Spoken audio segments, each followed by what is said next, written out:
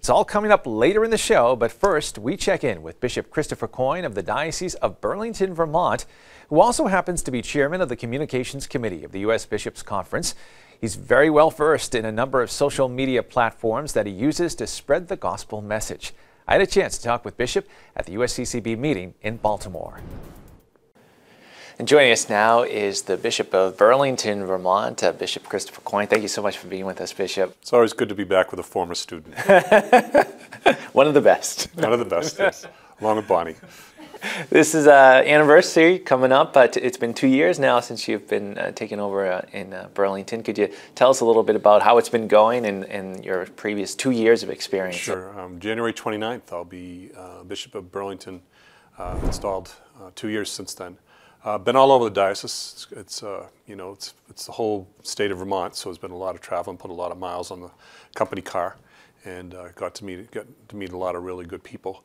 The first year or two, you're just trying to meet people and get to know the lay of the land and a sense of what direction to go. But also the previous bishop, Bishop Matano of Rochester, now left the diocese in good financial shape with some resources that we could draw upon.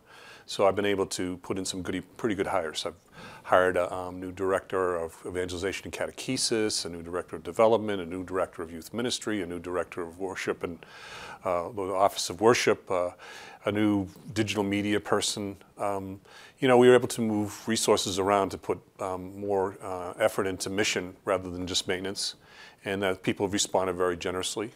And it's just really made some real great progress over the past 2 years in terms of outreach to young people, outreach to our parishes regarding trying to help them their music and their worship, and the digital media work that's being done by our development office and by the digital people is just phenomenal.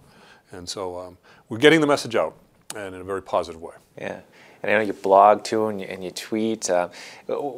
What is it about Twitter, do you think, or what's the best way to, I guess, do Twitter to reach out to people?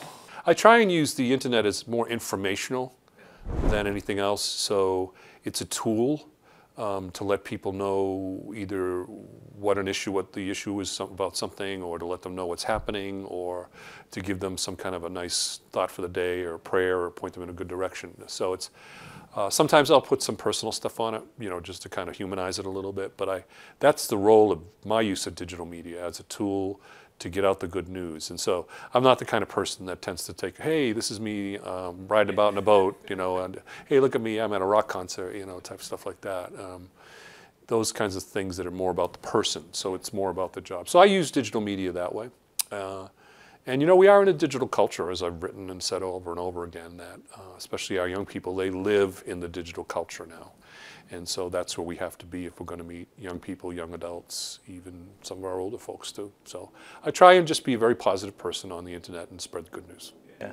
And I know you're a part of the communications committee here at the USCCB, and maybe if you could talk about that too, and as you mentioned, digital media is so important, and being able to connect with people. One of the things we're trying to do, for example, is we're trying, if like public relations and publication and media relationships and all those things have to be taken into account whenever you're trying to get a message out. So if we write a very good document, say, on the sin of racism, and we want to call our Catholic people to combat this sin and its roots, it's one thing to just write a document and maybe publish it in a pamphlet form or put it up on a web page. Well, then it gets lost.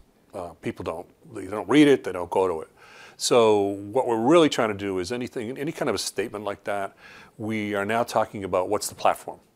So if we're going to spend all this energy putting together a statement, how are we going to make sure that our message is heard? So what's our digital strategy going to be? What's our social media strategy going to be? How are we going to get it into the hands of people? How, using videos, using tweets, using Instagram, using little pamphlets, using pictures, all those things that a lot of that we're actually learning from people who are in commerce. They say, look, we got a product, we want to sell it. So we have a product, how do we sell it? How do we get it out there? And we try and measure.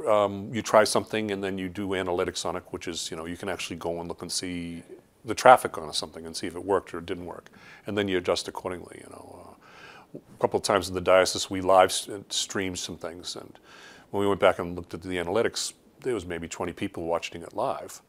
But when we then posted it as a kind of cleaned up video later on, we got a lot more traffic. So it just became clear to us that live streaming was not as resource useful as just getting good video and putting together a good tape and then posting it so people can get to it when they can get to it. You know, live streaming a Jubilee of Mercy thing was not what you'd call an event schedule on people's, you know, I got to sit down and watch that live. You know. It's tough keeping up with all the technology too. It is. That's why you hire good people. Yeah. I got my peeps taking care of me.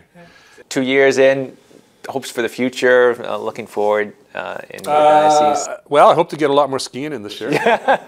But no, Vermont is, you know, missionary territory, not in the sense of there isn't a strong Catholic church and there hasn't been a strong Catholic church there. I'm not going in as a missionary to like a place where there hasn't been a historically strong and good Catholic church. But we've seen such a decrease in Vermont and also a lot of parts of New England where Vermont, 40% of the people don't belong to a revealed religion. And many of them are agnostic and atheists. So it's missionary in the sense that the church that is there, of which I'm now a part, goes out to try and encounter people where they are and to be part of the common good. You know, we don't see ourselves as separate from the culture. We see ourselves as immersed in the culture, working for the common good. One of the things we've got going is the fact that Vermont has the highest per capita not-for-profit corporations in the country per state. So there are many, many people of goodwill there, and we can tap into that. Yeah, great. Well, it's great talking to you, Bishop Coyne. Thanks for dropping by.